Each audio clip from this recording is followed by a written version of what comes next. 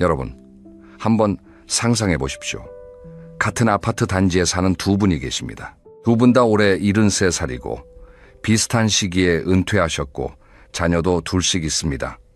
겉으로 보면 참 비슷한 조건이에요. 그런데 한 분은 매일 아침 공원에 나가서 이웃들과 인사하고 가볍게 걷고 있습니다. 오후에는 문화센터에서 우쿨렐레를 배우십니다.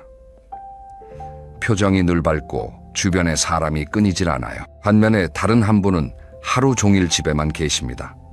텔레비전 앞에 앉아 시간을 보내시고 병원 가는 날만 외출을 하십니다. 자녀들과도 연락이 뜸하고 입버릇처럼 늙으면 다 그런 거지 라고 말씀하세요. 문 다 같은 나이입니다. 같은 동네에 삽니다.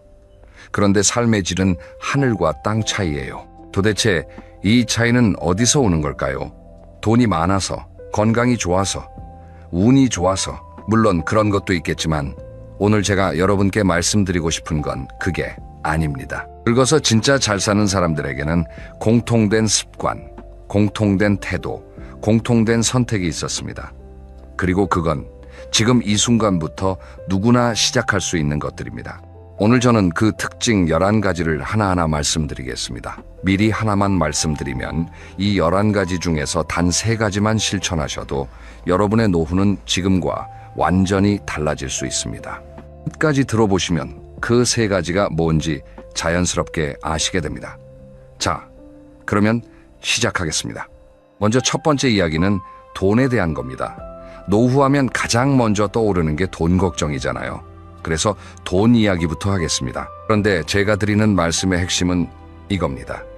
늙어서 잘 사는 사람들은 돈이 많은 사람이 아니라 돈 걱정이 없는 사람이었습니다. 이 2가지는 전혀 다른 이야기예요. 첫 번째 특징입니다. 늙어서 잘 사는 사람들은 욕심을 줄이되 현금 흐름만은 절대 놓지 않았습니다. 여러분, 수도꼭지를 한번 떠올려 보세요. 집에 물탱크에 물이 아무리 많이 차 있어도 수도꼭지를 틀었는데 물이 안 나오면 어떻겠습니까? 불안하지 않겠어요? 반대로 물탱크가 아주 크지 않더라도 수도꼭지에서 졸졸졸 물이 계속 나온다면요. 그러면 마음이 한결 편하지 않겠습니까? 노후 자금도 똑같습니다. 통장에 큰 돈이 있는 것보다 매달 조금씩이라도 꾸준히 들어오는 돈이 있는 게 훨씬 중요합니다. 제가 아는 분 중에 이런 분이 계세요. 70대 초반의 남자분인데 은퇴할 때 퇴직금을 한꺼번에 크게 받으셨어요. 주변에서는 이제 편하게 사시겠다고 했는데 이분은 좀 다르게 생각하셨습니다. 퇴직금 일부를 떼서 작은 원룸 하나를 구입하셨어요. 큰 건물이 아닙니다. 정말 소박한 원룸 한 채. 그런데 거기서 매달 월세가 들어옵니다. 50만 원 정도. 크지 않은 돈이지만 이분은 이렇게 말씀하시더라고요. 매달 50만 원이 통장에 찍히는 게 보이니까 마음이 편해. 이 돈이면 밥 먹고 병원 가고 가끔 손주한테 용돈도 줄 수 있으니까. 이분의 표정은 늘 편안합니다. 왜냐하면 수도꼭지에서 물이 계속 나오고 있으니까요. 반대 사례도 있습니다. 역시 비슷한 나이의 다른 분인데 은퇴할 때 꽤 큰 금액을 받으셨어요. 그런데 이분은 그 돈을 한 곳에 투자하셨다가 상당 부분을 잃으셨습니다. 원금이 크게 줄어든 거예요. 남은 돈은 있지만 매달 들어오는 수입은 없습니다. 그러니까 통장 잔고가 줄어드는 것만 보이는 거예요. 매달 생활비를 쓸 때마다 불안해지시는 겁니다. 이러다 돈이 다 떨어지면 어쩌지? 이런 생각이 머릿속을 떠나질 않는다고 하셨어요. 여러분, 이 2분의 차이가 보이시죠? 가진 돈의 총액으로 따지면 2번째 분이 더 많으실 수도 있어요. 하지만 마음의 평화는 첫 번째 분이 압도적으로 큽니다. 이것이 현금 흐름의 힘입니다. 은퇴 전이시라면 지금부터라도 매달 조금씩 꾸준히 들어올 수 있는 구조를 만들어 두시는 게 좋습니다. 국민연금이든 소소한 임대 수입이든 아니면 작은 부업이든 상관없어요. 중요한 건 액수가 아니라 꾸준히 들어온다는 사실 그 자체입니다. 자, 이어서 2번째 특징 말씀드리겠습니다. 늙어서 잘 사는 사람들은 내 돈은 내가 쓴다는 원칙이 아주 확고했습니다. 이 이야기를 드리는 건 현실적으로 이 부분에서 많은 분들이 어려움을 겪고 계시기 때문입니다. 자녀에 대한 사랑, 그건 누구나 똑같습니다. 내 자식이 잘 되길 바라는 마음, 어떤 부모든 마찬가지예요. 그런데 그 사랑이 재정적인 문제와 엮이면 상황이 복잡해집니다. 이런 이야기를 들어보신 적 있으실 겁니다.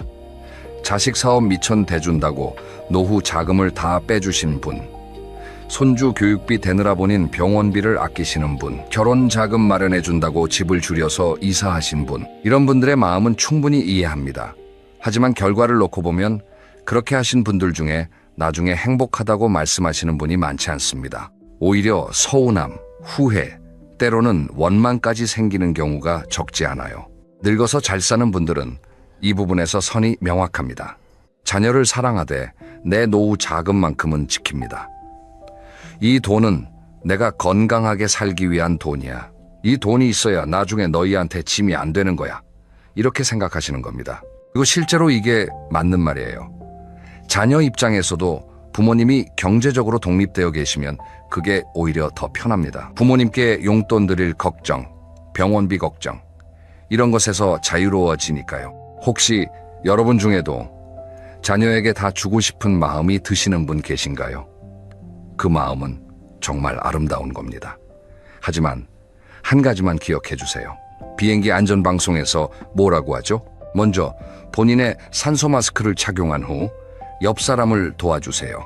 노후 자금도 똑같습니다. 내가 먼저 안전해야 자녀도 도울 수 있는 겁니다.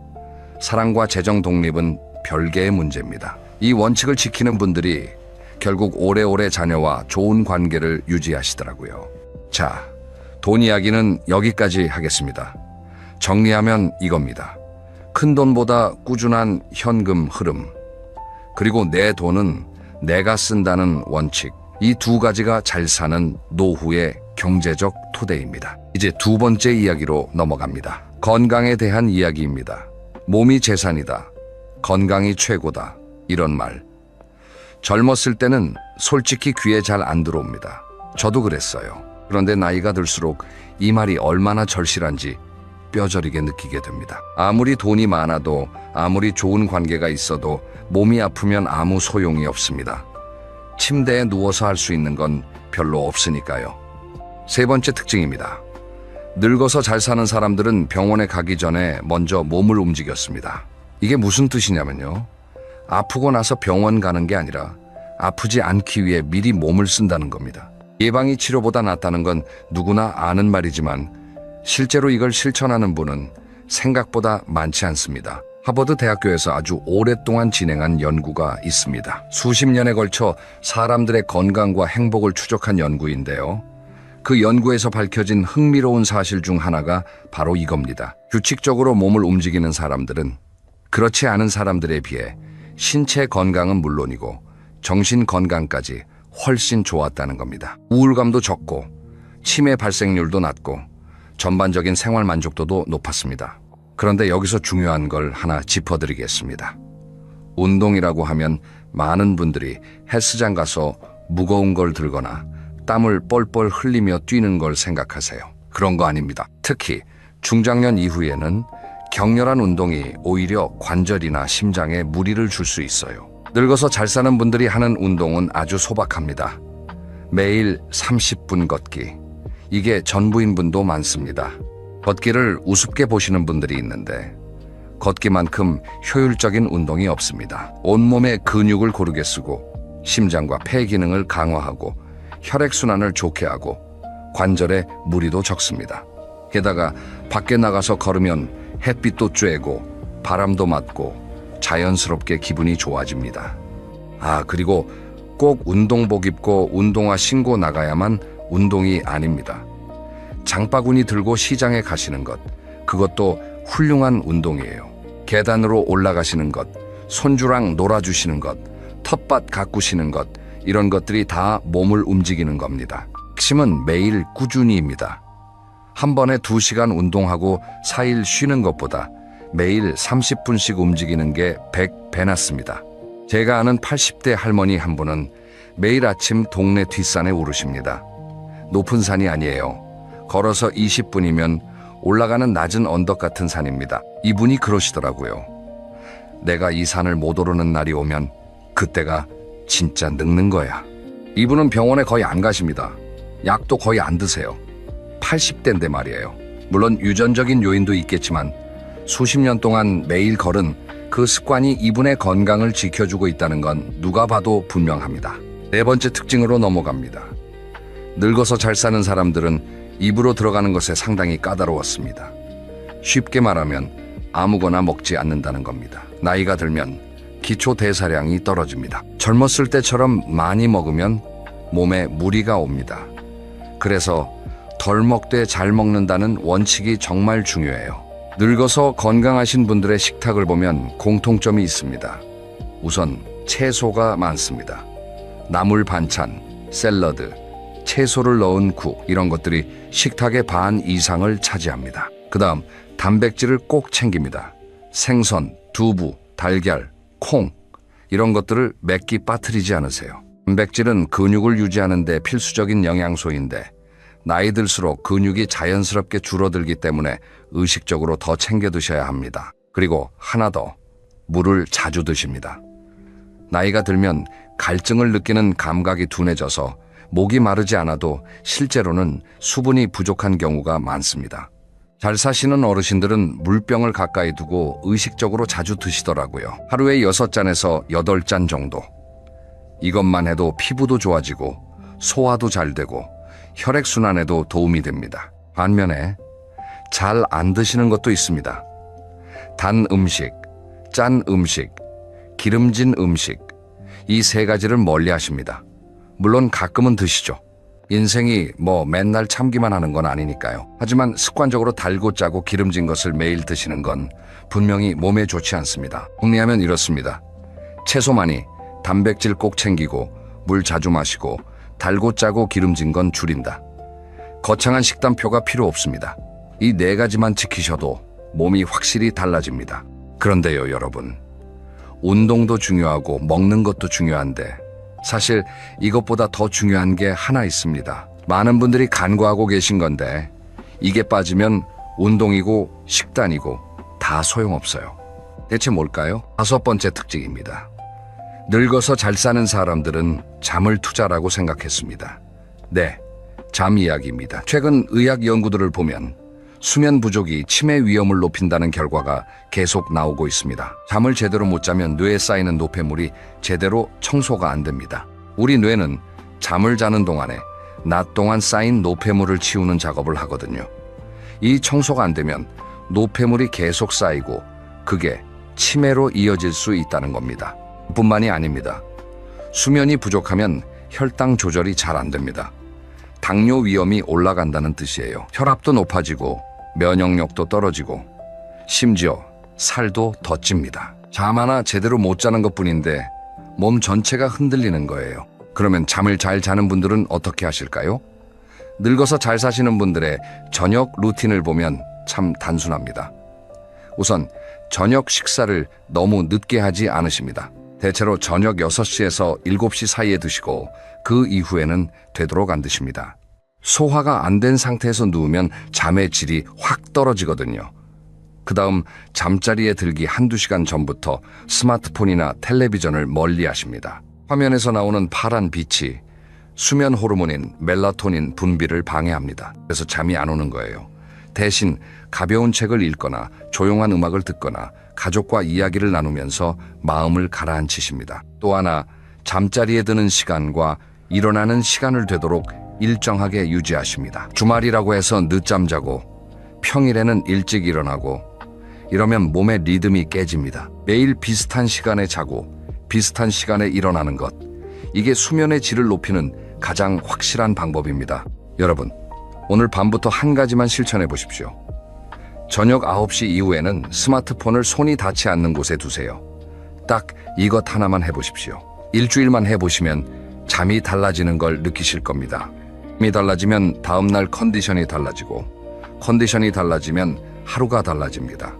잠은 허비하는 시간이 아니라 내 몸에 하는 투자입니다. 자, 여기까지 건강에 대한 3가지 특징을 말씀드렸습니다.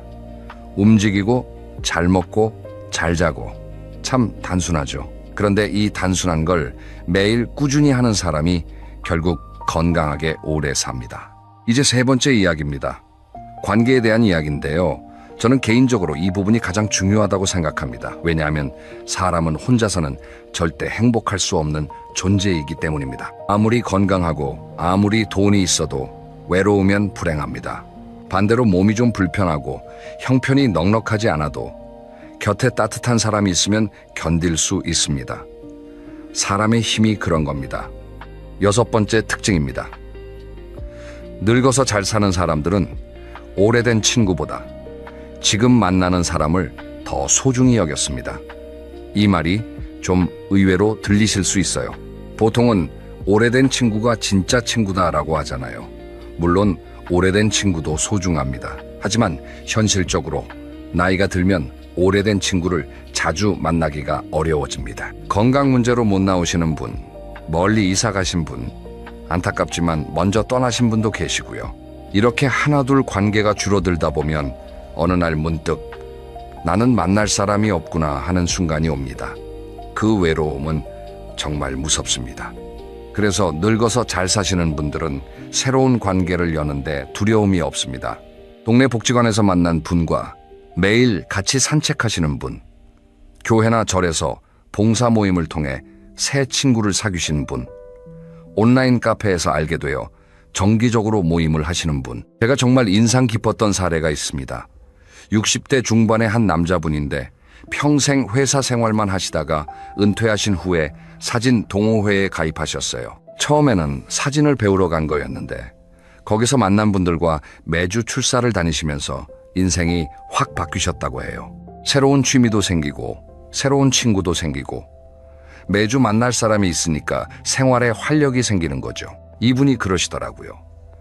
은퇴하고 가장 잘한 일이 뭐냐고 물으면 사진 동호회 가입이라고 대답한다. 새 친구를 사귀는 건 용기가 필요한 일입니다. 하지만 그 용기 하나가 외롭지 않은 노후를 만들어줍니다. 7번째 특징입니다. 늙어서 잘 사는 사람들은 배우자에게 고마움을 말로 표현했습니다. 여러분, 오래같이 산 부부일수록 말 안 해도 알겠지 하고 생각하시는 경우가 많습니다. 30년, 40년을 같이 살았는데 새삼스럽게 뭘 말로 해, 이런 생각이 드시는 거 당연합니다. 하지만 이게 함정이에요. 심리학에서는 이런 걸 친밀함의 역설이라고 부릅니다. 가까울수록 오히려 표현을 안 하게 된다는 거예요.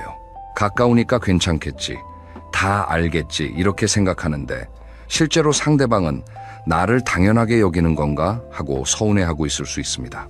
세월이 흐르면서 이런 작은 서운함이 쌓이고 쌓이면 어느 순간 부부 사이에 보이지 않는 벽이 생깁니다. 늙어서 잘 사시는 부부들을 보면 서로에게 표현을 참 잘하십니다. 거창한 게 아니에요. 오늘 반찬 맛있다, 고생했어, 덕분에 편하게 산다, 이런 짧은 한마디 하루에 한 번이면 됩니다. 이 한마디가 수십 년 된 관계의 윤활유가 되는 겁니다. 한번 여쭤보겠습니다. 여러분, 배우자에게 마지막으로 고맙다고 한 게 언제이십니까? 기억이 안 나신다면 오늘이 바로 그날입니다. 이 영상 끄시고 나서 배우자한테 가서 한마디만 하세요. 여보, 고마워. 이 한마디의 힘은 여러분 생각보다 훨씬 큽니다. 8번째 특징입니다. 늙어서 잘 사는 사람들은 자녀와 적당한 거리를 유지했습니다. 부모 마음이란 게 참 어렵습니다. 자식이 아무리 나이가 들어도 부모 눈에는 아이거든요. 그래서 이것저것 걱정이 되고 이래라 저래라 하고 싶은 마음이 드는 게 당연합니다. 하지만 자녀가 성인이 되고 결혼을 하고 자기 가정을 꾸린 이후에는 관계의 방식이 달라져야 합니다. 늙어서 자녀와 관계가 좋은 분들에게 공통적으로 보이는 원칙이 있습니다. 연락은 자주, 참견은 드물게, 전화는 자주 하시되 살림살이에 대해 이래라 저래라 하지 않습니다. 손주 교육 방식에 대해 의견을 주시되 결정은 자녀 부부에게 맡깁니다. 명절에 만나면 반갑게 맞이하시되 안 온다고 서운해하지 않습니다. 이게 쉬운 것 같지만 정말 어렵습니다. 하지만 이 경계를 지키시는 분들의 말씀을 들어보면 한결같습니다. 내가 한 발 물러서니까 오히려 애들이 먼저 다가오더라. 이게 핵심입니다. 실제로 갈등이 있으셨던 분 중에 이렇게 해결하신 경우가 있습니다. 며느리와 육아 문제로 의견 충돌이 있으셨는데 한동안 의식적으로 그래, 내 방식대로 해봐 라고만 하셨대요. 입이 근질근질하고 속이 터질 것 같았지만 참으셨다고 합니다. 그랬더니 3개월 정도 지나니까 며느리가 먼저 어머니 생각은 어떠세요? 라고 물어보기 시작하더라는 거예요. 내가 존중하니까 상대도 나를 존중하기 시작한 겁니다. 여러분, 자녀와의 관계에서 가장 중요한 건 내 자식이니까 내 말을 들어야 해가 아니라 내 자식이지만 독립된 어른이다라는 인정입니다. 이 인정이 있을 때 관계는 오래 갑니다. 자, 여기까지 관계에 대한 3가지 특징을 말씀드렸습니다. 새로운 사람에게 마음을 열고 배우자에게 고마움을 표현하고 자녀와 적절한 거리를 유지하고 이 3가지가 외롭지 않은 노후를 만드는 관계의 기술입니다. 이제 4번째 이야기로 넘어갑니다. 마음에 대한 이야기입니다. 앞에서 돈, 건강, 관계를 말씀드렸는데요. 사실 이 3가지를 유지하는데 가장 밑바탕이 되는 게 바로 마음가짐입니다. 마음이 늙지 않는 사람은 몸도 덜 늙고 관계도 오래 가고 돈도 더 잘 관리합니다. 반면에 마음이 먼저 늙어버리면 나머지가 다 무너집니다. 그리고 4번째 특징입니다. 늙어서 잘 사는 사람들은 매일 배우는 게 하나씩 있었습니다. 이 나이에 무슨 공부야라고 말씀하시는 분들이 계실 텐데요.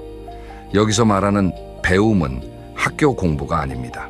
새로운 무언가를 알아가는 호기심, 그 자체를 말하는 겁니다. 뇌과학에서 아주 희망적인 사실이 하나 밝혀졌습니다. 우리 뇌는 나이가 들어도 계속 변하고 성장할 수 있다는 겁니다. 이걸 뇌의 가소성이라고 하는데요. 쉽게 말하면 뇌는 쓰면 쓸수록 좋아진다는 뜻입니다. 반대로 안 쓰면 퇴화합니다. 어떤 분은 70이 넘어서 스마트폰 사용법을 배우셨어요. 처음에는 전화 거는 것도 어려워하셨는데 지금은 유튜브도 보시고 카카오톡으로 사진도 보내시고 심지어 인터넷 쇼핑도 하십니다. 이분은 이렇게 말씀하세요. 내가 이걸 배울 줄은 몰랐어.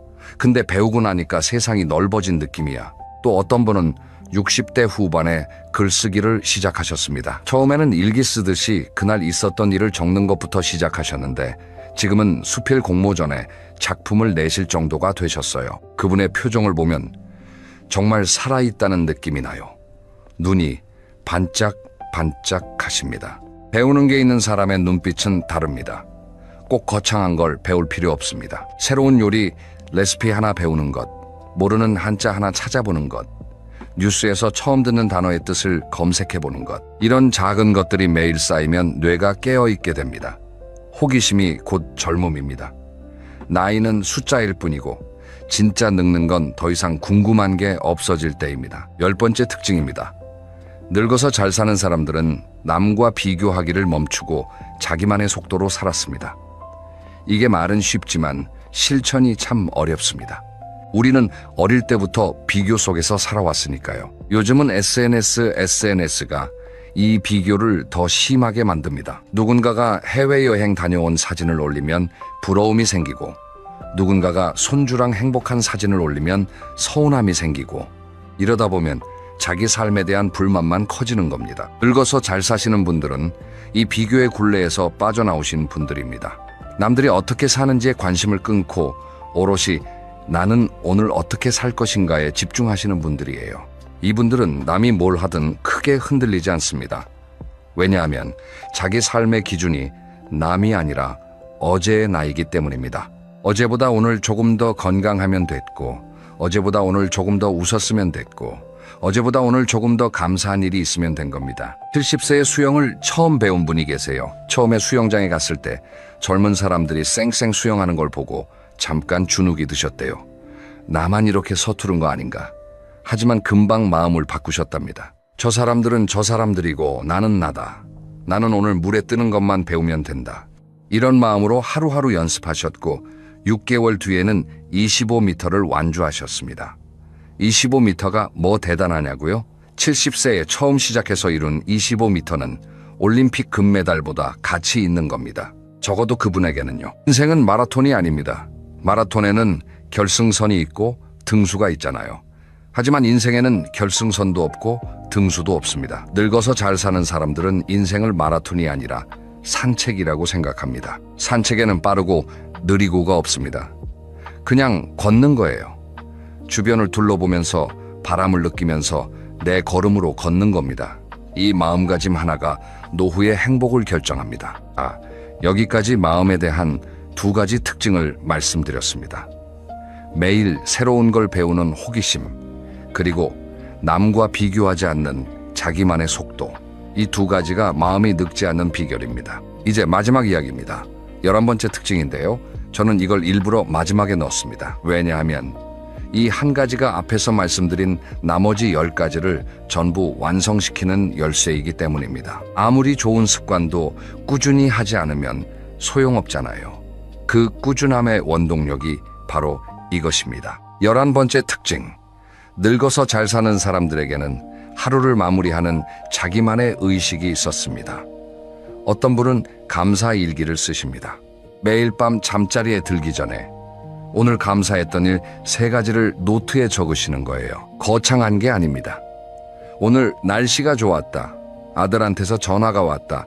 점심에 먹은 된장찌개가 맛있었다. 이런 아주 소소한 것들이에요.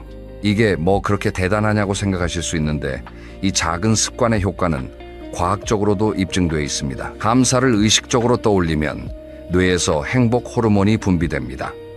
스트레스 호르몬은 줄어들고요. 매일 반복하면 뇌가 점점 긍정적인 것에 먼저 주목하는 방향으로 변합니다. 같은 하루를 살아도 불평 가득한 하루가 될 수도 있고 감사 가득한 하루가 될 수도 있는데 그걸 결정하는 건 그 하루에 무슨 일이 있었느냐가 아니라 내가 무엇에 주목했느냐입니다. 감사 일기만 있는 건 아닙니다. 어떤 분은 매일 밤 짧은 기도를 하시고 어떤 분은 조용히 명상을 하시고 어떤 분은 그날 있었던 좋은 일을 배우자와 나누시고 어떤 분은 내일의 계획을 세우시며 하루를 마무리하십니다. 방법은 다르지만 공통점이 있어요.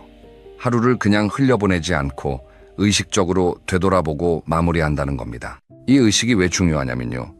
이것이 앞에서 말씀드린 모든 것을 지속하게 만들어주기 때문입니다. 생각해보세요. 매일 밤 오늘 감사한 일 3가지를 떠올리려면 낮 동안에 뭔가 감사할 일이 있어야 하잖아요. 그러면 자연스럽게 낮에 더 적극적으로 살게 됩니다. 산책도 나가게 되고 사람도 만나게 되고 새로운 것도 해보게 됩니다. 감사할 거리를 만들기 위해서요. 그러니까 이 저녁 의식이 하루 전체를 바꾸는 겁니다. 제가 만나본 잘 늙은 분들 중에 가장 인상 깊었던 분이 한 분 계십니다. 80대 중반의 할머니인데 이분은 매일 밤 작은 수첩에 딱 한 줄씩 쓰십니다. 그날 가장 좋았던 순간 하나. 10년 넘게 하고 계시다고 하셨어요. 수첩이 여러 권 쌓였는데 가끔 오래된 수첩을 꺼내서 읽으신대요. 그러면 잊고 있었던 좋은 기억들이 되살아나면서 내 인생이 참 괜찮은 인생이었구나 하는 생각이 든다고 하셨습니다. 이 할머니의 말씀이 아직도 잊히지 않습니다. 사람들은 나쁜 일은 오래 기억하고 좋은 일은 금방 잊어버려. 그런데 적어 놓으면 안 잊어버려. 그래서 나는 매일 좋은 걸 적어. 이 한마디에 인생의 지혜가 다 담겨 있는 것 같았습니다. 여러분, 오늘 밤부터 시작해 보시겠습니까? 거창하게 할 필요 없습니다. 잠자리에 누워서 눈을 감고 오늘 하루 중에 가장 좋았던 순간 하나만 떠올려 보세요. 적어도 좋고 그냥 마음속으로 떠올려도 좋습니다. 이 작은 습관이 여러분의 하루를 그리고 여러분의 삶을 조금씩 바꿔줄 겁니다. 이제 정리를 해보겠습니다.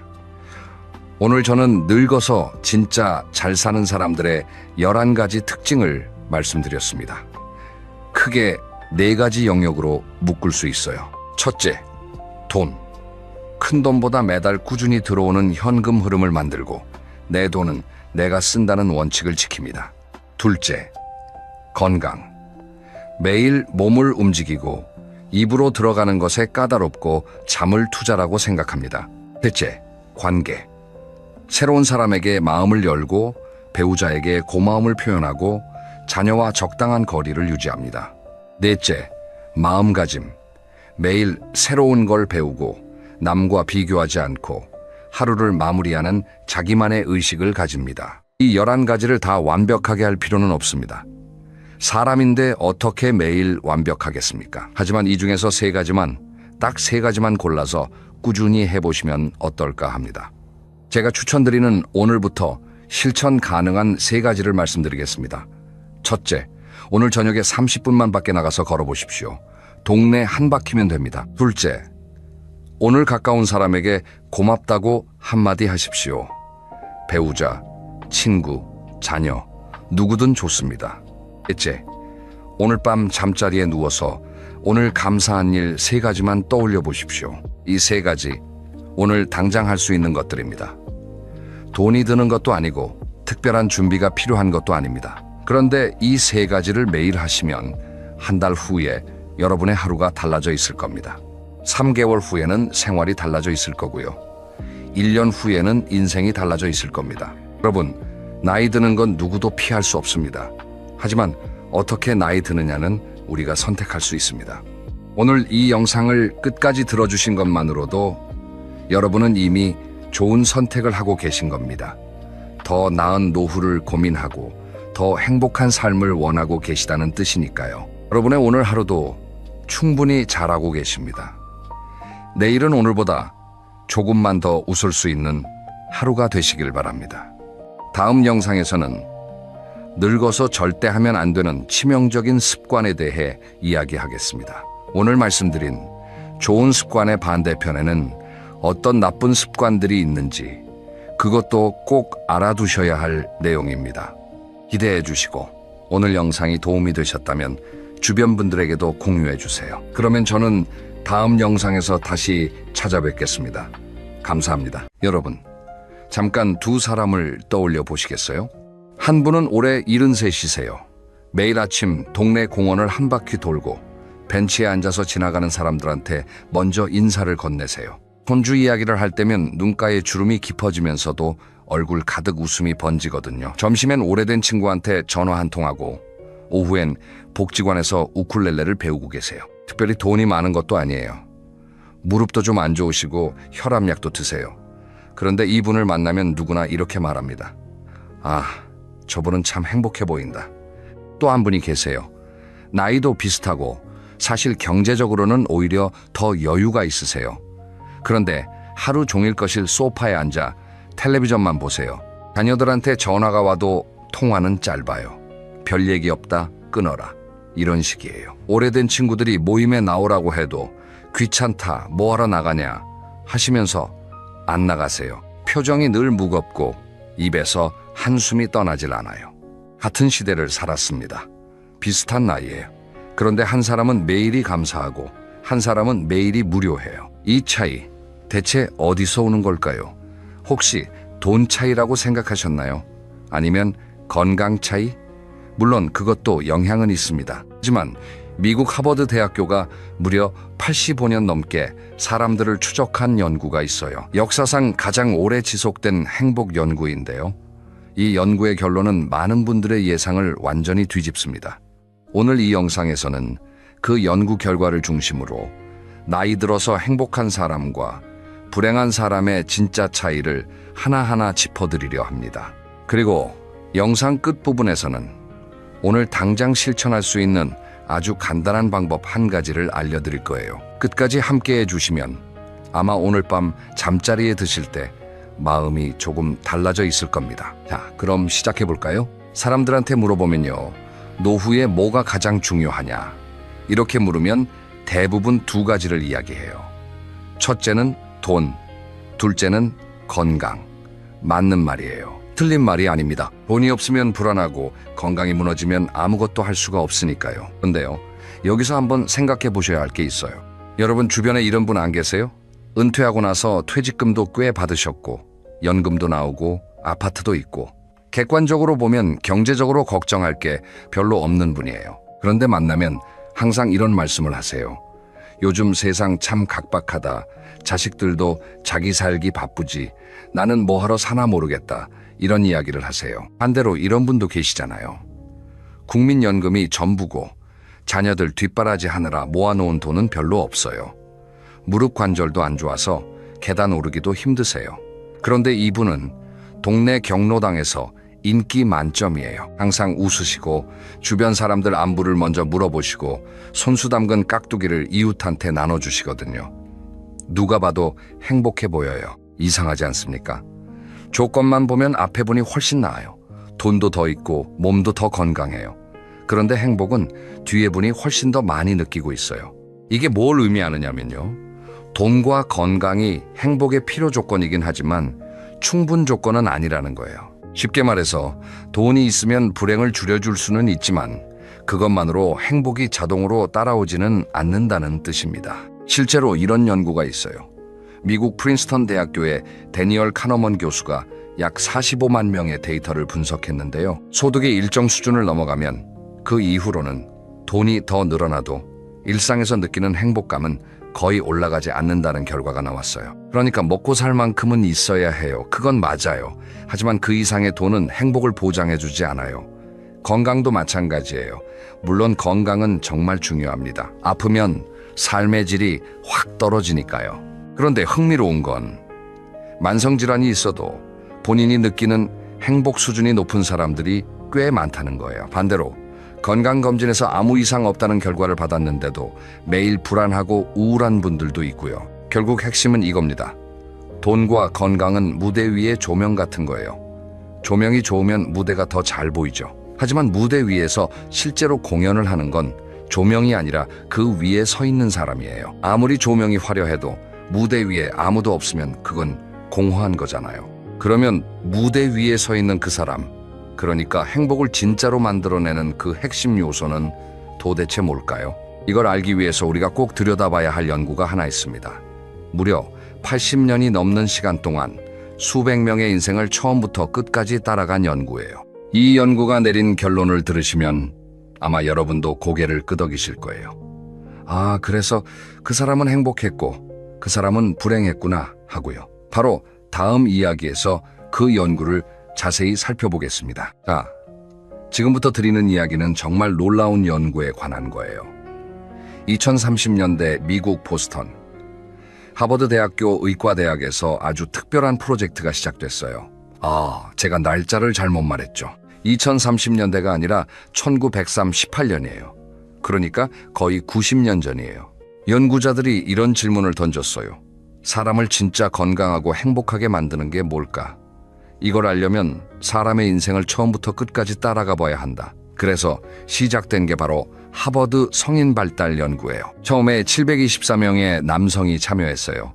하버드 대학교 학생들도 있었고 보스턴의 가난한 지역에 사는 청년들도 있었어요.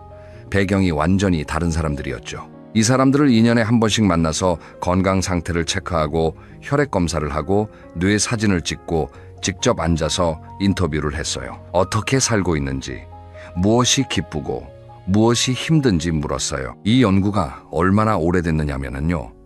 처음 참여했던 분들 중 상당수가 이미 돌아가셨어요.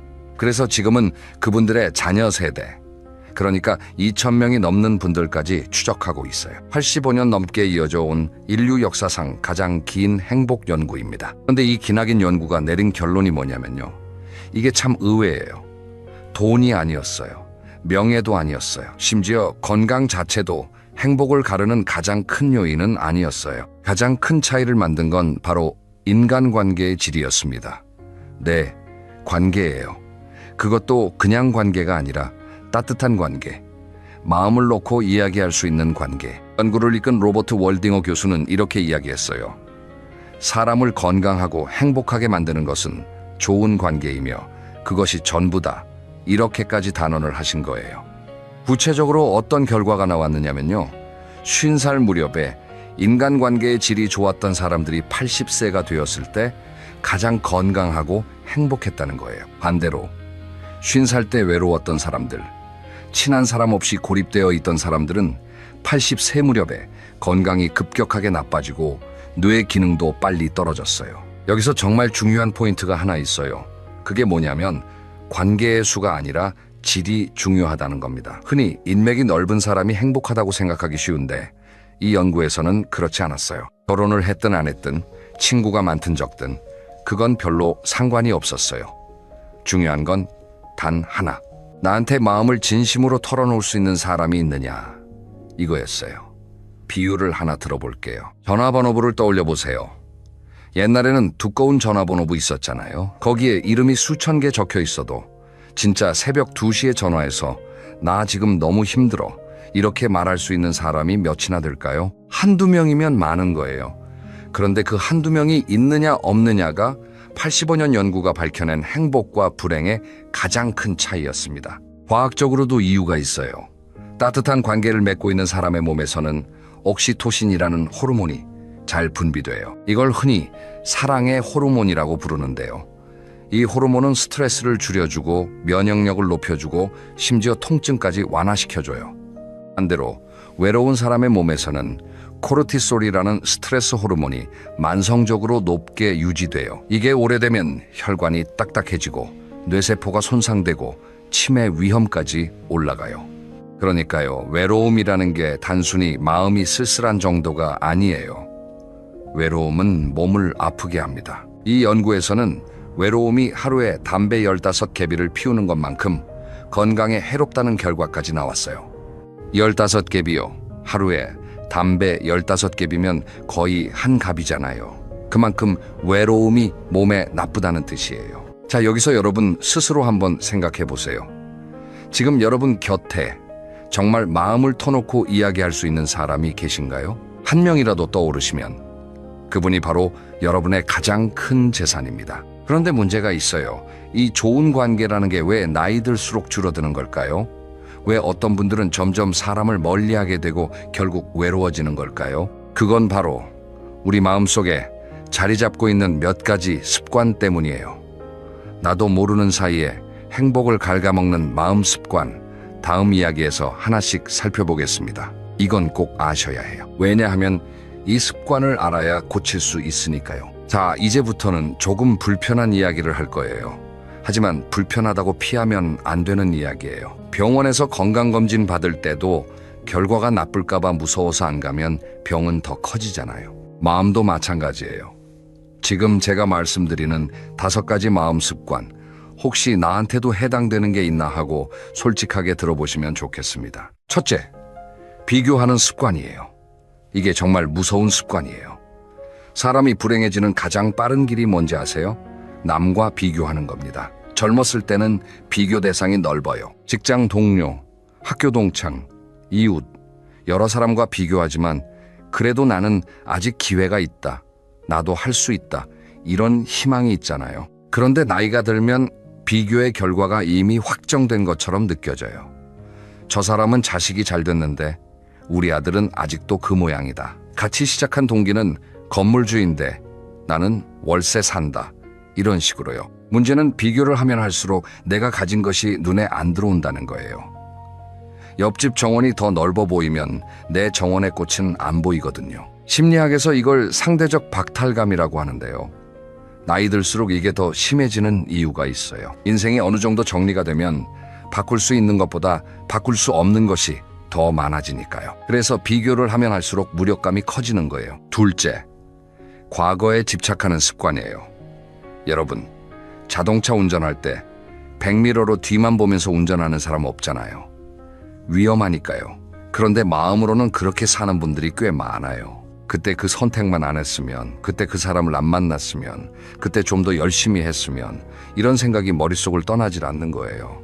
물론 과거를 돌아보는 것 자체가 나쁜 건 아닙니다. 추억을 떠올리면서 행복해하는 건 좋은 거예요. 문제는 후회에 갇히는 거예요. 후회는 마음속에 무거운 닷 같은 거예요. 닻을 내리면 배가 움직이질 못하잖아요. 후회에 붙잡혀 있으면 오늘을 살 수가 없어요. 오늘의 작은 행복이 바로 옆에 있는데도 그게 눈에 안 보이는 거예요. 셋째, 원망을 쌓아두는 습관이에요. 이건 특히 가족 관계에서 많이 나타나요. 오랜 세월 살다 보면 서운한 일이 쌓이잖아요. 배우자한테, 자녀한테, 형제한테. 그런데 그걸 말을 안 하고 속으로만 쌓아두는 거예요.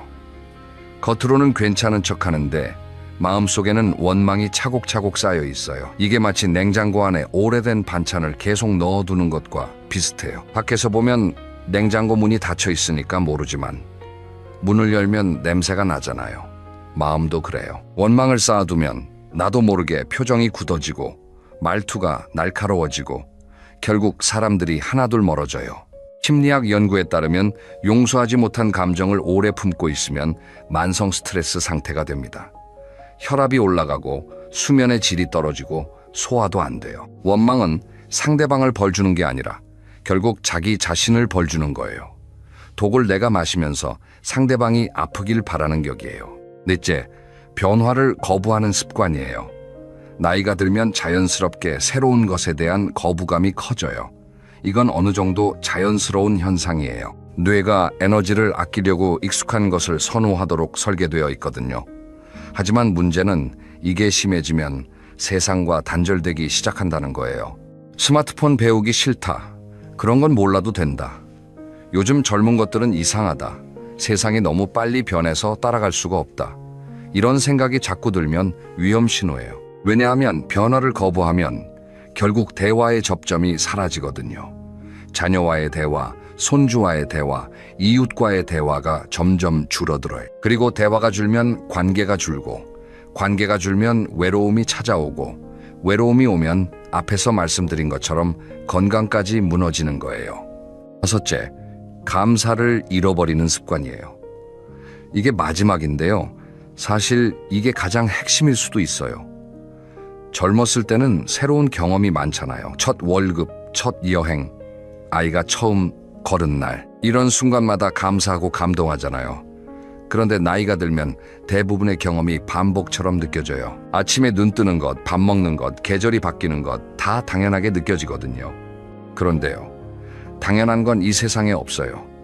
오늘 아침에 눈을 뜬 것, 그것만으로도 감사한 일이에요. 옆에 누군가가 있다는 것, 전화를 걸 수 있는 친구가 있다는 것, 따뜻한 밥을 먹을 수 있다는 것, 이런 것들이 사실은 엄청난 축복인데 습관이 되면 감사를 못 느끼는 거예요. 신경과학 연구에 따르면 감사하는 마음을 느낄 때 뇌에서 도파민과 세로토닌이 분비된다고 해요. 이 두 가지는 우리가 행복하다고 느끼게 해주는 핵심 물질이에요. 반대로 감사를 못 느끼면 뇌는 부족한 것, 없는 것에만 집중하게 돼요. 자연스럽게 불만이 커지고 행복감은 줄어드는 거죠. 자, 여기까지 5가지를 정리해 볼게요.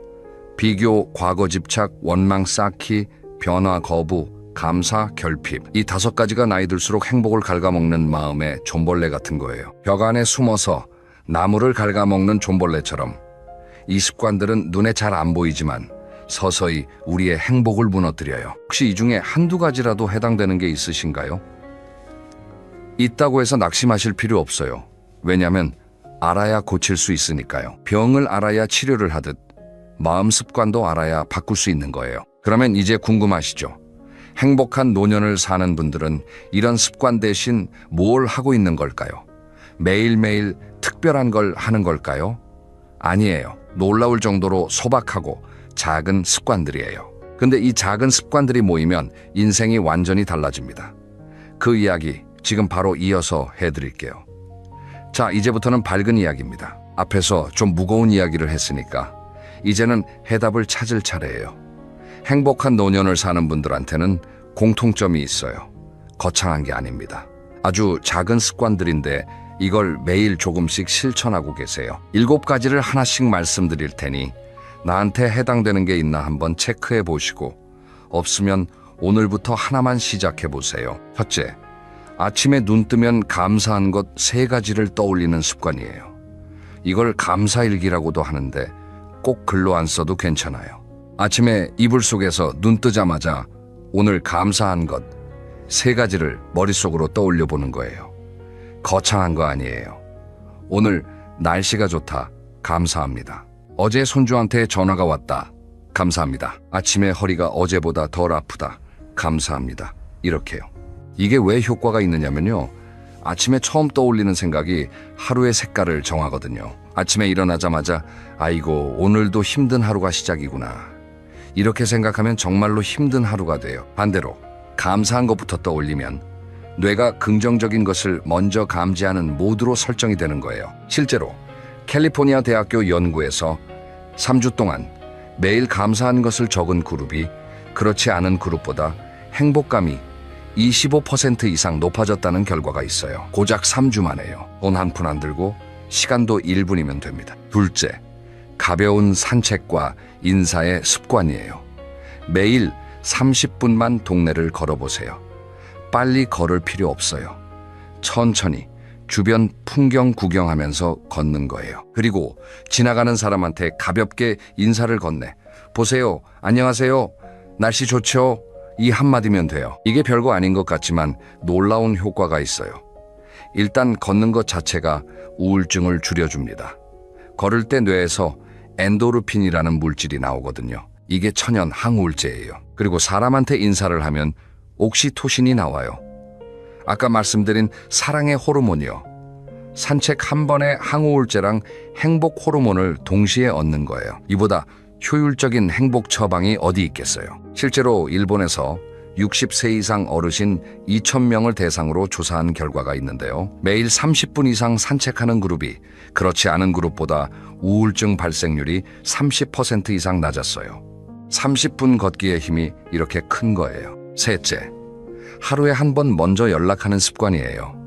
이게 참 중요한 건데 나이가 들면 연락을 기다리는 쪽이 되기 쉬워요. 자식이 전화하겠지, 친구가 연락하겠지 이러면서 기다리는 거예요. 그런데 기다리면 서운함이 쌓여요. 왜 전화 안 하지? 나를 잊은 건가? 이런 생각이 드니까요. 발상을 바꿔보세요. 기다리지 말고 내가 먼저 하는 거예요. 전화가 부담스러우면 문자 한 통이면 돼요. 요즘 날씨 좋은데 건강하지? 이 한 줄이면 충분해요. 재밌는 건 먼저 연락한 사람이 연락받은 사람보다 더 기분이 좋아진다는 연구가 있어요. 미국 피츠버그 대학교 연구인데요. 사람은 누군가를 생각하고 관심을 표현하는 행위 자체에서 행복감을 느끼도록 설계되어 있다는 거예요. 받는 사람도 좋고 하는 사람은 더 좋은 거예요.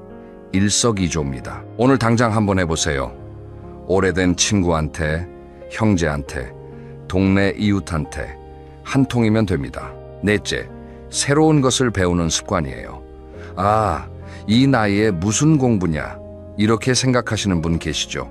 그런데 이게 정말 중요해요. 새로운 것을 배우면 뇌에서 새로운 신경회로가 만들어져요. 뇌과학에서 신경가소성이라고 하는 건데 쉽게 말하면 뇌는 늙어도 성장할 수 있다는 뜻이에요. 꼭 거창한 공부를 하라는 게 아니에요. 스마트폰으로 사진 찍는 법을 배워도 좋고 복지관에서 서예를 배워도 좋고 유튜브로 요리 영상 보면서 새로운 반찬을 만들어 봐도 좋아요. 핵심은 어제 몰랐던 걸 오늘 하나 알게 되는 것. 그 경험 자체예요. 새로운 걸 배우면 성취감이 생겨요. 아, 나도 할 수 있구나. 이런 느낌이요. 이 성취감이 자존감을 올려주고 자존감이 올라가면 사람 만나는 게 덜 두려워지고 그러면 관계가 좋아지고 관계가 좋아지면 행복해지는 거예요. 선순환이 시작되는 거죠. 다섯째, 작은 베풀매 습관이에요. 베푼다는 게 뭐 대단한 기부를 하라는 게 아니에요. 옆집 어르신한테 귤 몇 개 갖다 드리기, 아파트 엘리베이터에서 만난 이웃한테 택배 들어드리기, 손주한테 용돈 1,000원 쥐어주면서 맛있는 거 사 먹어라 하기, 이런 거예요. 베풀면 왜 행복해지느냐면요.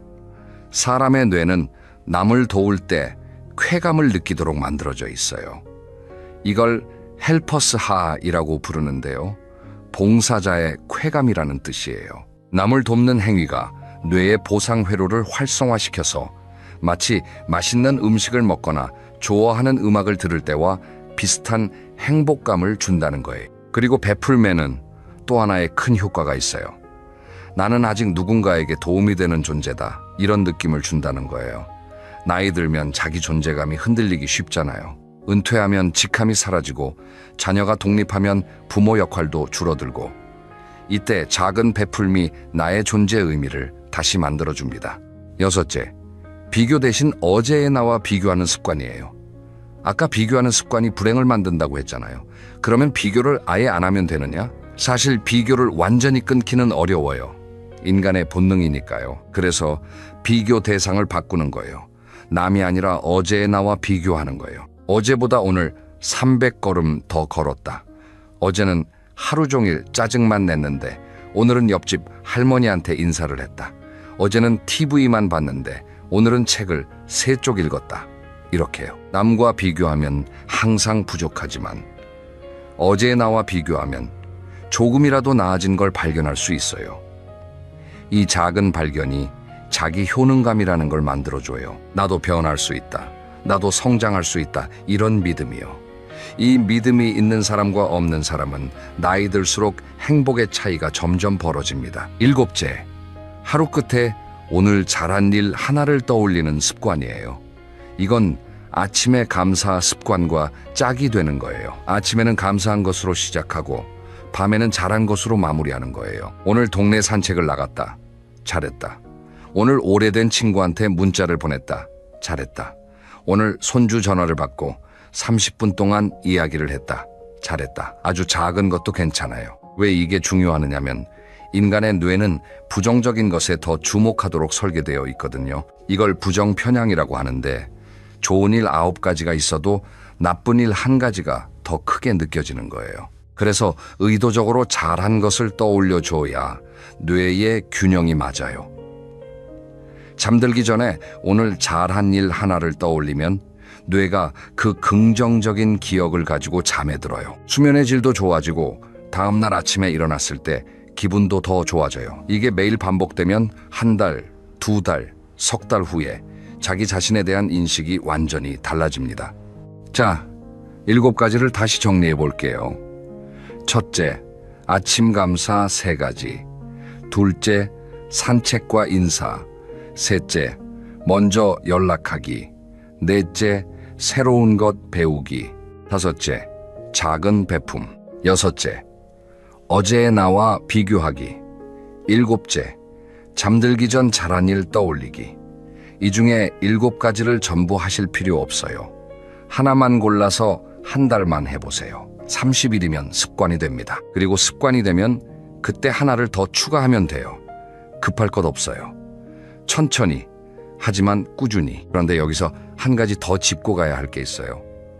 아무리 좋은 습관을 들여도 가장 가까운 관계가 흔들리면 행복이 무너지기 쉽거든요. 그 가장 가까운 관계가 뭘까요? 바로 가족이에요. 가족이라는 게 참 사랑하면서도 힘든 관계잖아요. 이 이야기를 다음에 이어서 해보겠습니다. 가족이요, 참 묘한 존재예요. 세상에서 가장 사랑하는 사람들이면서 동시에 세상에서 가장 상처를 많이 주고받는 사람들이에요. 왜 그럴까요? 가까우니까요. 가까울수록 기대가 크고 기대가 클수록 실망도 크거든요. 특히 나이가 들면 가족 관계가 행복에 미치는 영향이 엄청나게 커져요. 젊었을 때는 직장, 친구, 취미 여러 가지가 삶을 채워주잖아요. 그런데 은퇴하고 사회적 관계가 줄어들면 남는 건 결국 가족이에요. 그 가족과의 관계가 따뜻하면 노년이 행복하고 그 관계가 차갑면 노년이 외롭습니다. 그런데 현실을 보면 자녀와 사이가 서먹해진 분들이 정말 많아요. 말 한마디 잘못했다가 1달 넘게 연락이 끊기기도 하고 명절에 모여도 대화 없이 각자 폰만 보기도 하고요. 배우자 관계도 마찬가지예요. 수십 년을 같이 살았는데 정작 마음을 터놓고 이야기한 게 언제인지 기억이 안 나는 분들이 많아요. 같은 집에 살면서 각방을 쓰고 식사도 따로 하고 대화라고는 반찬 뭐 먹을까 이 정도인 분들도 계세요. 이런 상황에서 어떻게 관계를 회복할 수 있을까요? 거창한 방법이 아니에요. 정말 작은 것부터 시작하는 겁니다. 첫째, 지적 대신 인정의 한마디를 연습해 보세요. 부모님들이 자녀한테 흔히 하는 말이 있어요. 너 그러면 안 되지. 왜 이것밖에 못하냐? 내가 뭐라 했어? 이런 말들이요. 이게 다 걱정해서 나오는 말인 건 맞아요. 자식이 잘 되라고 하는 소리지 미워서 하는 소리가 아니잖아요. 그런데 듣는 입장에서는 잔소리로밖에 안 들려요. 반대로 이런 말을 한번 해보세요. 네가 요즘 바쁜데도 건강 잘 챙기는 것 같아서 보기 좋다. 아이들 잘 키우고 있는 거 보면 내가 참 대견하다. 이런 말 한마디에 자녀의 태도가 달라져요. 왜냐하면 사람은 누구나 인정받고 싶은 존재니까요. 나이가 30이든 50이든 부모한테 인정받고 싶은 마음은 같아요. 둘째, 내가 먼저 한 발 다가가 보세요. 이게 참 어려운 거예요. 왜냐하면 내가 뭘 잘못했다고 왜 내가 먼저 해야 하냐 이런 마음이 드니까요. 맞아요. 그 마음 충분히 이해합니다. 그런데 생각해 보세요. 내가 먼저 다가가는 게 지는 게 아니에요. 오히려 이기는 거예요. 관계라는 승부에서 이기는 방법은 상대방을 이기는 게 아니라 관계를 살리는 거거든요. 심리학에서 이런 개념이 있어요. 관계에서의 첫 번째 양보가 가장 어렵지만 그 양보가 상대방의 마음을 여는 열쇠가 된다는 거예요. 내가 먼저 미안해. 이 한마디를 하면 상대방도 쌓아뒀던 벽을 내려놓기 시작해요. 셋째, 기대를 조절하는 연습을 해보세요. 자녀한테 이런 기대를 갖고 계시는 분들이 많아요. 내가 너를 이만큼 키웠으니 너도 나한테 이만큼은 해줘야지. 이건 자연스러운 감정이에요. 그런데 현실은 그렇지 않은 경우가 많잖아요. 자녀는 자녀대로 직장, 육아, 생활에 치여서 부모님께 신경 쓸 여유가 없는 거예요. 이때 기대를 완전히 버리라는 게 아니에요. 기대의 높이를 조금만 낮추라는 거예요. 일주일에 한 번 전화를 기대했다면 이 주일에 한 번으로 낮춰보세요. 그러면 자녀가 전화했을 때 서운함 대신 반가움이 먼저 느껴져요. 그 반가움이 목소리에 묻어나면 자녀도 전화하는 게 즐거워져요. 자연스럽게 연락이 더 잦아지는 거예요. 넷째, 배우자와 하루에 딱 10분만 대화해 보세요. 수십 년을 같이 살면 대화가 줄어드는 건 자연스러운 거예요. 그런데 대화가 완전히 사라지면 안 돼요. 대화는 관계의 산소 같은 거예요. 산소가 없으면 불이 꺼지잖아요. 대화가 없으면 관계의 불도 꺼져요. 거창한 대화가 아니어도 돼요. 오늘 공원에 갔더니 벚꽃이 피기 시작했더라. 오늘 뉴스에서 이런 걸 봤는데 세상 참 많이 변했어. 이 정도면 충분해요. 포인트는 텔레비전을 끄고 서로 눈을 보면서 이야기하는 거예요. 하루에 10분이면 됩니다. 이 10분이 관계를 살립니다. 가족 관계를 회복하는 건 하루아침에 되지 않아요. 수십 년 동안 쌓인 서운함을 하루에 풀 수는 없잖아요. 하지만 오늘 한마디, 내일 한마디, 이게 쌓이면 석 달 후, 6개월 후에 분명히 달라져 있을 거예요. 큰 변화는 항상 작은 시작에서 오니까요. 자, 이제 마지막으로 오늘 이야기를 정리하면서 여러분이 오늘 밤 바로 실천할 수 있는 한 가지를 알려드릴게요. 오늘 정말 긴 이야기를 함께 해주셨어요. 감사합니다. 여기까지 들으신 여러분은 이미 자기 자신을 돌보고 싶다는 마음이 있으신 거예요. 그 마음만으로도 이미 첫 번째 걸음을 떼신 겁니다. 오늘 이야기의 핵심을 세 줄로 정리해 드릴게요. 하나, 나이 들어 행복한 사람과 불행한 사람의 가장 큰 차이는 돈이나 건강이 아니라 따뜻한 인간관계의 질이었습니다. 둘, 불행으로 이끄는 5가지 마음 습관이 있어요. 비교, 과거 집착, 원망 쌓기, 변화 거부, 감사 결핍. 이걸 알아차리는 것만으로도 절반은 해결된 거예요. 셋, 행복한 노년을 사는 분들은 거창한 비결이 아니라 아주 작은 습관을 매일 실천하고 있어요. 감사하기, 산책하기, 먼저 연락하기, 배우기, 베풀기, 어제의 나와 비교하기, 잘한 일 떠올리기. 그러면 오늘 밤 잠들기 전에 딱 한 가지만 해보세요. 이불 속에 누우셔서 눈을 감고 오늘 하루 중에 내가 잘한 일 한 가지를 떠올려 보세요. 아주 작은 거라도 괜찮아요. 오늘 이 영상을 끝까지 봤다. 이것도 잘한 일이에요. 자기 자신을 위한 시간을 투자했으니까요. 그걸 떠올리면서 스스로한테 이렇게 말해주세요. 오늘 하루도 수고했어, 잘했어. 이 한마디가 여러분의 마음을 따뜻하게 감싸줄 거예요. 그리고 내일 아침에 눈 뜨시면 감사한 것 3가지를 떠올려 보세요. 이 2가지만 30일 동안 해보시면 한 달 후에 거울 속 내 표정이 달라져 있을 겁니다. 약속드려요. 오늘 이야기가 도움이 되셨다면 주변의 소중한 분한테 이 영상을 공유해 주세요. 특히 요즘 좀 힘들어 보이는 친구, 혼자 지내시는 이웃, 연락이 뜸해진 형제한테요. 이 영상 하나가 그분의 하루를 바꿔줄 수도 있으니까요. 다음 영상에서는 나이 들수록 기억력이 좋아지는 사람들의 비밀이라는 주제로 찾아뵐 거예요. 보통 나이 들면 기억력이 나빠진다고 생각하시잖아요. 그런데 어떤 분들은 오히려 나이가 들수록 머리가 맑아져요. 그 비밀이 뭔지 다음 영상에서 낱낱이 풀어드리겠습니다. 놓치지 마세요. 오늘도 이 시간 함께 해주셔서 진심으로 감사합니다. 여러분의 오늘 하루가 어제보다 조금 더 따뜻했기를 바랍니다. 그럼 다음에 또 만나요. 여러분, 치킨 좋아하시지요? 우리나라 사람이라면 누구나 좋아하는 그 바삭한 치킨.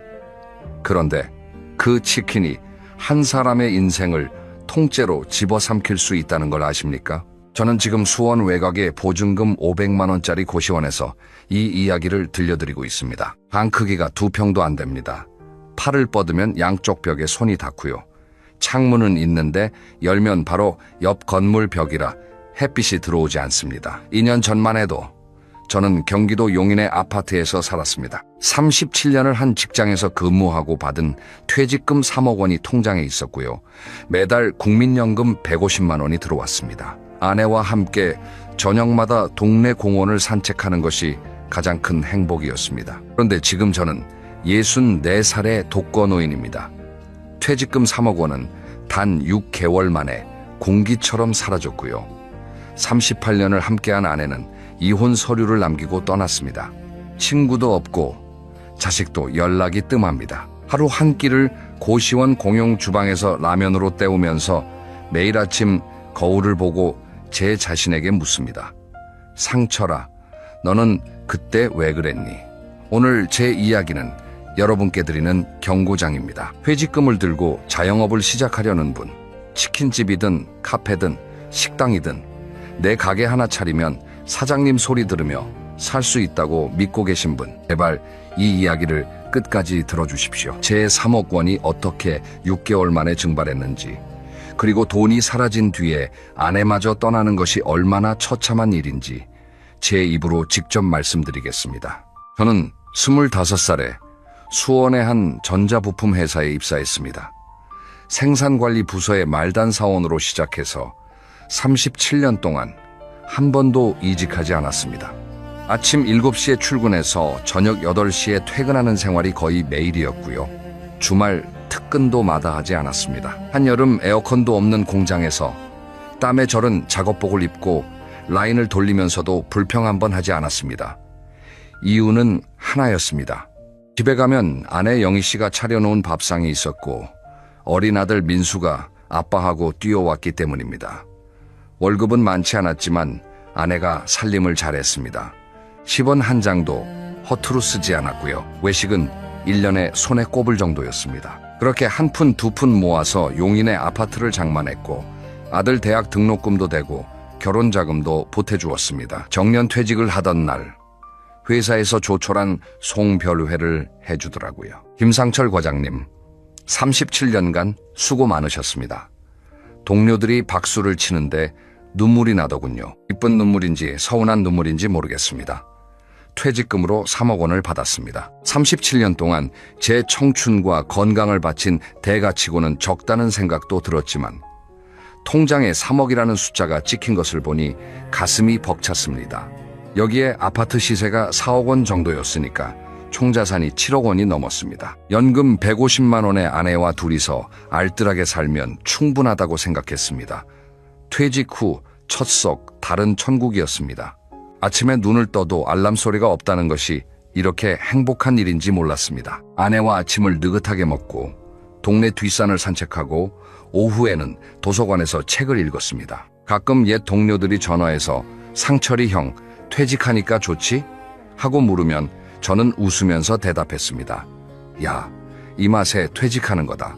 그런데 말입니다. 석 달이 지나니까 무언가 허전하더라고요. 매일 같은 일상이 반복되니까 제가 쓸모없는 사람이 된 것 같은 기분이 드는 겁니다. 공장에서는 김 과장님 하면서 저를 찾는 사람이 항상 있었는데 퇴직하니까 아무도 저를 필요로 하지 않았습니다. 아내에게 말하기도 민망하고 친구들에게 말하기도 체면이 상하고요. 그 공허함이 서서히 저를 갉아먹기 시작했습니다. 남들은 퇴직 후 우울증이라고 하던데 저는 그때 그게 뭔지 정확히 몰랐습니다. 그냥 뭐라도 해야 할 것 같은 불안감이 하루 종일 가슴을 짓눌렀습니다. 그러던 어느 날이었습니다. 아들 민수가 명절에 집에 와서 저녁을 먹다가 이런 말을 하더라고요. 아버지, 요즘 퇴직하신 분들 치킨집 많이 하시던데요. 아버지 친구분 중에 장사 잘 되는 분도 있다면서요? 별 생각 없이 던진 말이었을 겁니다. 하지만 그 한마디가 제 머릿속에 씨앗처럼 밝혔습니다. 치킨집. 그래, 치킨집이면 나도 할 수 있지 않을까. 기술이 필요한 것도 아니고 본사에서 다 알려준다고 하니까. 며칠 뒤 저는 인터넷으로 프랜차이즈 치킨 브랜드를 검색하기 시작했습니다. 놀랍게도 수십 개의 브랜드가 나오더군요. 저마다 월 매출 3천만 원 이상 가능, 본사 전폭 지원, 초보자도 성공 같은 문구를 내걸고 있었습니다. 그 화려한 숫자들이 제 눈을 사로잡았습니다. 월 매출 3천만 원이면 재료비와 인건비 빼고 순이익이 700만 원에서 800만 원은 된다고 나와 있었습니다. 연금 150만 원에 순이익 800만 원을 더하면 거의 1000만 원 가까이 됩니다. 그 숫자에 취해서 현실을 보지 못했습니다. 상담 예약을 잡고 본사를 방문했습니다. 깔끔한 사무실에 양복을 차려입은 담당자가 환한 미소로 맞이하더군요. 사장님, 저희 브랜드는 전국에 1200개 매장이 있고요. 평균 월 매출이 3,500만 원입니다. 가맹비 3천만 원, 인테리어와 장비비 7천만 원, 합해서 1억 원 정도만 투자하시면 됩니다. 보증금과 권리금은 자리에 따라 다르고요. 1억 원이라고 했을 때 저는 속으로 쾌재를 불렀습니다. 퇴직금 3억 원이 있으니까 1억 원 투자하고도 2억 원이 남잖아. 여유 있네. 이 계산이 제 인생 최악의 착각이었습니다. 집에 와서 아내에게 말했습니다. 용희야, 나 치킨집 하나 해볼까 해. 아내의 반응은 차가웠습니다. 여보, 당신이 장사를 해본 적이 있어요? 37년 동안 공장만 다녔잖아. 괜히 퇴직금 날리지 말고 그냥 연금 받으면서 조용히 살아요. 하지만 저는 이미 마음을 굳힌 상태였습니다. 당신은 몰라. 요즘 치킨 프랜차이즈는 본사에서 다 해줘. 레시피도 주고 마케팅도 해주고 나는 가게만 관리하면 돼. 아내는 한숨을 쉬며 더 이상 말리지 않았습니다. 나중에 돌이켜보면 아내의 그 한숨이 저를 향한 마지막 경고였습니다. 자리를 알아보기 시작했습니다. 본사 담당자가 수원 영통구 쪽에 좋은 자리가 나왔다고 추천하더군요. 대학교 근처라 유동 인구가 많고 배달 주문도 잘 나오는 지역이라고 했습니다. 보증금 5천만 원의 권리금 3천만 원이었습니다. 여기에 가맹비 3천만 원, 인테리어와 장비비 7천만 원을 합치면 총 투자금이 1억 8천만 원이었습니다. 처음에 1억 원이면 된다고 했는데 거의 2억 원 가까이 드는 겁니다. 이상하다고 생각했어야 했는데 이미 마음이 앞서 있었습니다. 담당자가 웃으면서 말하더군요. 사장님, 이 자리는 전 매장이 월 매출 4천만 원 찍던 곳이에요. 여기서 안 되면 어디서도 안 됩니다. 그 말에 넘어갔습니다. 결국 퇴직금 3억 원 중에서 1억 8천만 원을 쏟아부었습니다. 남은 돈은 1억 2천만 원이었는데요. 그 돈마저도 오래가지 못할 줄은 그때는 꿈에도 몰랐습니다. 인테리어 공사가 시작되었습니다. 본사에서 지정한 업체가 들어와서 이 주만에 번쩍번쩍한 가게를 만들어 놓았습니다. 노란 간판에 치킨 사진이 붙은 그 가게를 보니까 정말 제가 사장이 된 기분이었습니다. 아내도 처음에는 반대했지만 완성된 가게를 보더니 표정이 조금 풀리더라고요. 생각보다 깔끔하네.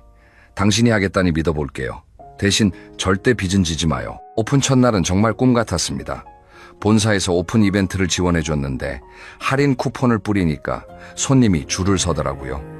하루 매출이 200만 원을 넘었습니다. 주방에서 치킨을 튀기는 기름 냄새가 그렇게 향기로울 수가 없었습니다. 아내도 카운터에서 주문을 받으며 활짝 웃었고요. 여보, 이거 진짜 대박 나는 거 아니야? 저도 신이 나서 대답했습니다. 내가 뭘 했어? 자리가 좋으니까 손님이 알아서 오는 거야. 첫 주 매출이 1,000만 원을 넘기자 친구들에게 전화해서 자랑을 했습니다. 야, 나 치킨집 차렸는데 대박이다. 너희도 한번 와봐. 친구들이 축하한다며 가게에 찾아와서 치킨을 먹고 갔습니다. 세상이 제 편인 것 같았습니다. 그런데 말입니다. 그 화려한 오픈 매출에는 비밀이 있었습니다. 오픈 할인 때문에 온 손님들은 할인이 끝나면 다시 오지 않습니다. 그걸 몰랐던 겁니다. 오픈 이벤트가 끝난 둘째 주부터 매출이 뚝 떨어지기 시작했습니다. 첫 주에 1,000만 원이던 매출이 둘째 주에는 600만 원, 셋째 주에는 400만 원으로 곤두박질 쳤습니다. 처음에는 일시적인 현상이라고 생각했습니다. 아직 입소문이 안 났을 뿐이야. 조금만 버티면 다시 올라갈 거야. 하지만 매출은 올라가지 않았습니다. 이유를 알아보니 반경 500m 안에 치킨집이 5개가 더 있었습니다. 본사 담당자는 이 사실을 알려주지 않았습니다. 아니, 알면서도 말하지 않은 겁니다. 대학가 근처라 유동 인구는 많았지만 그만큼 경쟁도 치열했던 거예요. 게다가 대학생들은 가격에 민감합니다. 옆 가게에서 1,000원만 더 싸게 해도 그쪽으로 가버립니다. 저는 가격을 내릴 수도 없었습니다. 프랜차이즈 본사에서 정한 가격이 있었으니까요. 한 달이 지나자 현실이 보이기 시작했습니다. 월 매출이 1,800만 원 정도였는데요. 여기서 재료비가 40%, 임대료 250만 원, 인건비, 공과금, 로열티까지 빼면 제 손에 남는 돈이 거의 없었습니다. 오히려 마이너스인 달도 있었습니다.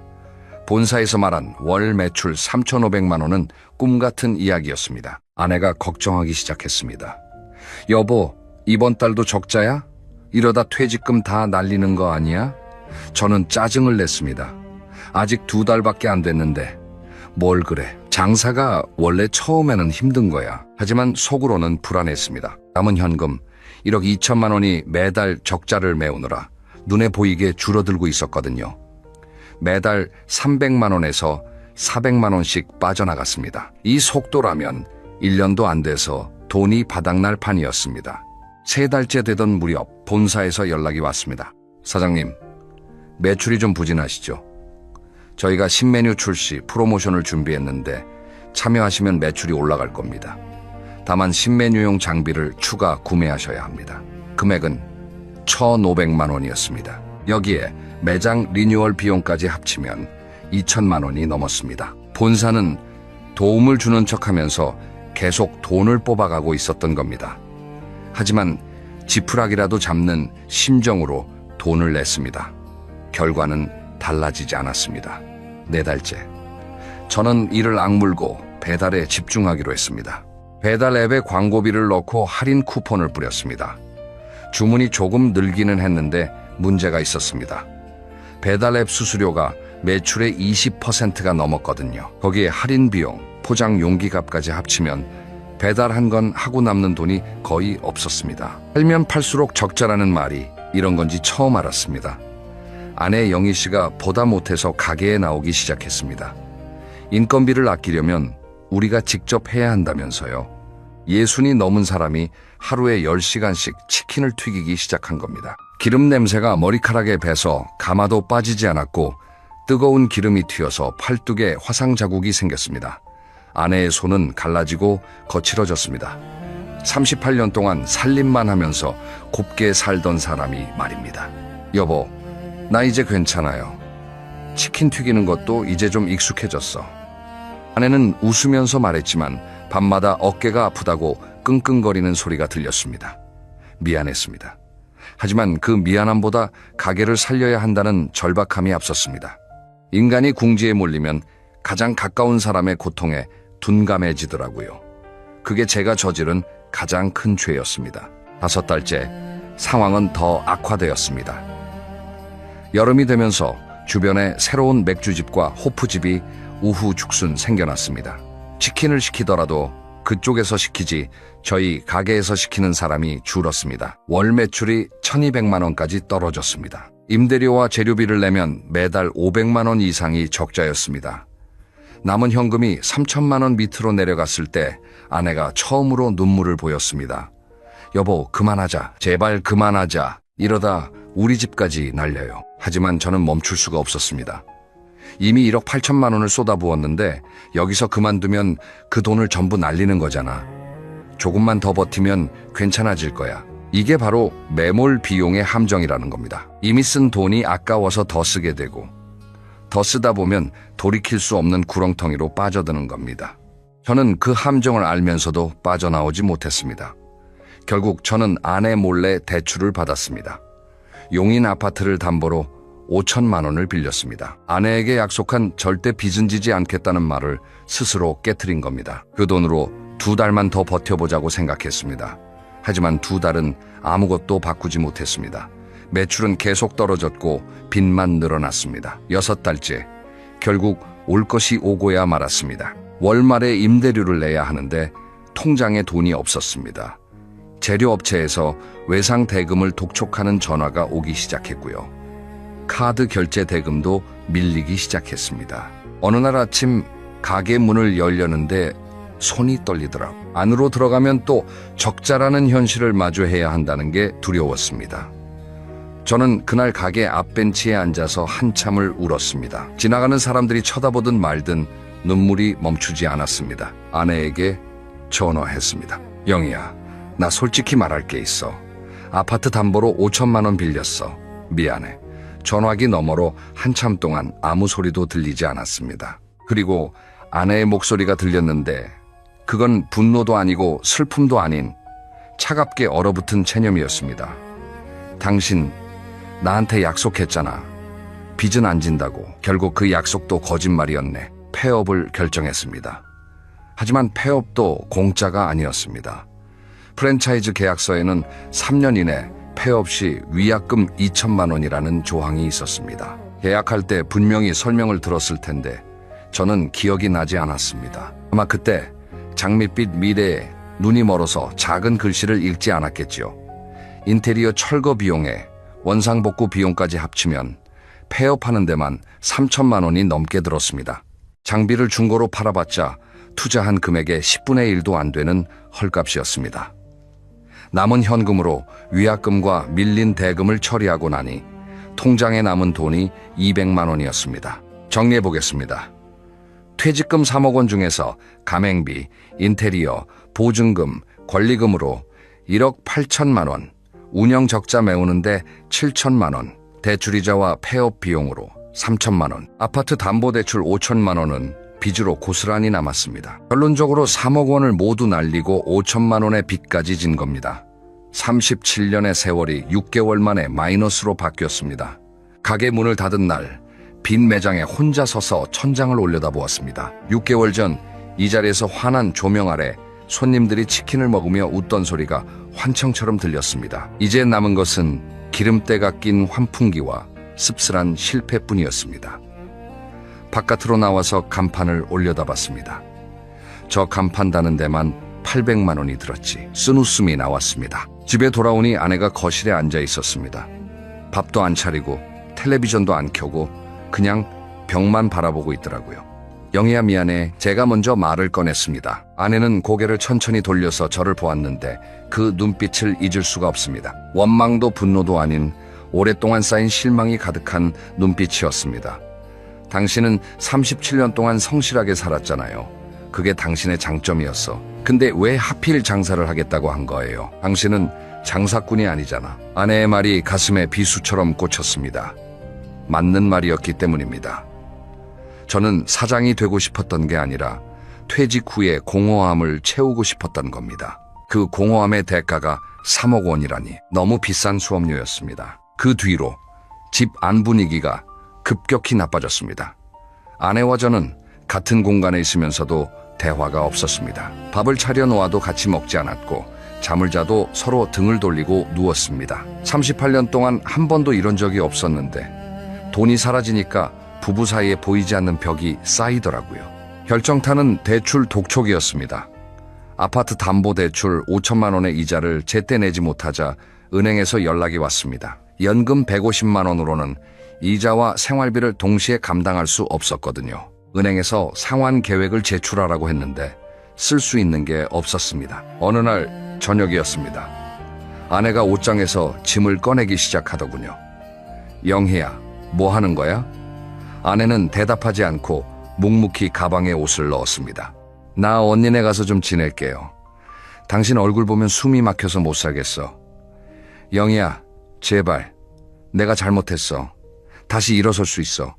연금이라도 있잖아. 아내가 돌아서며 한마디를 내뱉었습니다. 연금? 그 연금도 이자 내면 남는 게 없잖아. 당신은 나한테 평생 고생시켜놓고 마지막에 퇴직금마저 날려버렸어. 나는 이제 내 인생을 살고 싶어. 현관문이 닫히는 소리가 아파트 전체에 울렸습니다. 38년의 세월이 문 하나를 사이에 두고 끝이 난 겁니다. 저는 한참 동안 닫힌 문을 바라보다가 그 자리에 주저앉았습니다. 울음소리가 텅 빈 거실에 메아리처럼 퍼졌습니다. 그때 깨달았습니다. 3억 원을 잃은 것보다 사람을 잃는 것이 100배, 1000배 더 아프다는 것을요. 이혼 서류는 2달 뒤에 왔습니다. 아내의 언니를 통해서 전달받았는데 봉투를 열어보는 손이 떨렸습니다. 재산 분할이라고 할 것도 없었습니다. 남은 재산이 아파트뿐이었는데 그마저 대출이 끼어 있어서 팔아봤자 얼마 남지 않았거든요. 결국 아파트를 팔았습니다. 대출금을 갚고 아내 몫을 정리하고 나니 제 손에 남은 돈은 1,500만 원이었습니다. 37년 월급에서 시작한 7억 원의 자산이 1,500만 원으로 줄어든 겁니다. 그 돈을 들고 수원 외곽의 고시원에 입주했습니다. 보증금 500만 원, 월세 35만 원, 2평짜리 방이 제 새로운 삶의 전부가 되었습니다. 고시원 생활이 시작된 첫날, 좁은 방에 누워서 천장을 보았습니다. 용인 아파트의 넓은 거실이 떠올랐고, 아내가 차려주던 저녁 밥상이 떠올랐고, 가게 오픈날 손님들이 줄을 서던 풍경이 떠올랐습니다. 전부 다 지나간 일이었습니다. 이제 남은 건 연금 150만 원과 고시원 공용 주방의 라면뿐이었습니다. 가장 힘든 건 새벽이었습니다. 고시원 벽이 얇아서 옆방 사람의 코 고는 소리가 다 들렸는데요. 그 소리를 들으면서 아내의 숨소리가 그리워지는 겁니다. 38년 동안 옆에서 들었던 그 익숙한 숨소리가 사람이 이렇게 그리울 수 있다는 걸 돈을 다 잃고 나서야 알았습니다. 친구들도 연락이 끊겼습니다. 치킨집 대박이라며 축하해주던 사람들, 형님 한턱 내세요 하던 사람들, 제가 망했다는 소식이 돌자 전화번호가 바뀌기라도 한 것처럼 연락이 없더라고요. 돈이 있을 때의 인간관계가 얼마나 허망한 것인지 뼈저리게 느꼈습니다. 석 달 정도 지났을 때였습니다. 저녁에 편의점에서 삼각김밥을 사들고 고시원으로 돌아오는 길이었는데 익숙한 뒷모습이 보였습니다. 횡단보도 건너편에서 장바구니를 들고 걸어가는 여자. 걸음걸이가 아내 영희 씨와 너무 닮았습니다. 뛰어가서 확인하고 싶었는데 다리가 움직이지 않았습니다. 만약 정말 아내라면 뭐라고 말해야 할지 이 꼴로 마주칠 용기가 나지 않았거든요. 그날 밤 잠이 오지 않았습니다. 머릿속에서 아내의 마지막 말이 계속 맴돌았습니다. 나는 이제 내 인생을 살고 싶어. 저는 아내에게 어떤 인생을 준 걸까요? 37년 동안 공장에서 번 돈으로 먹고 살게는 해줬지만 마지막에 퇴직금을 몽땅 날려서 거리에 나앉게 만들었습니다. 은퇴하면 여행 다니자, 맛있는 것 먹으러 다니자 했던 약속은 전부 거짓말이 되었습니다. 하지만 여러분, 사람이 바닥을 치면 두 가지 중 하나입니다. 그대로 주저앉거나 아니면 일어서거나. 저는 일어서기로 했습니다. 아침에 눈을 뜨면 고시원 공용 화장실에서 세수를 하고 거울을 봅니다. 상처라. 오늘도 살아있으니 된 거다. 매일 그렇게 제 자신에게 말했습니다. 가장 먼저 한 일은 주민센터를 찾아가는 것이었습니다. 제가 받을 수 있는 복지 혜택을 하나하나 알아봤습니다. 기초연금과 국민연금을 합치면 월 200만 원 정도가 되었는데요. 고시원 월세를 내고 나면 165만 원이 남았습니다. 거기서 공과금과 통신비를 빼면 생활비는 140만 원 정도. 넉넉하지는 않지만 라면만 먹지 않아도 되는 금액이었습니다. 그리고 일자리를 찾았습니다. 64시면 취직이 쉽지 않지만 아파트 단지 경비원 자리가 났더라고요. 면은 적었지만 사람을 만나고 대화를 나눌 수 있다는 것이 좋았습니다. 고시원 방에 혼자 있으면 생각이 너무 많아지는데 일을 하면 그런 생각이 좀 줄어들거든요. 한 가지 말씀드리고 싶은 게 있습니다. 제가 경비실에서 근무하면서 놀란 것이 있는데요. 저 같은 사람이 생각보다 많다는 겁니다. 퇴직금 들고 자영업 했다가 망한 사람, 자녀 사업 지원해줬다가 돈 날린 사람, 부동산 투자 잘못해서 집까지 잃은 사람, 아파트 단지 경비원들 중에 이런 분들이 한둘이 아니었습니다. 다들 한때는 과장님, 부장님 소리 들으며 살던 분들인데 말이에요. 지금 제가 있는 곳은 고시원에서 나와 수원의 한 임대주택입니다.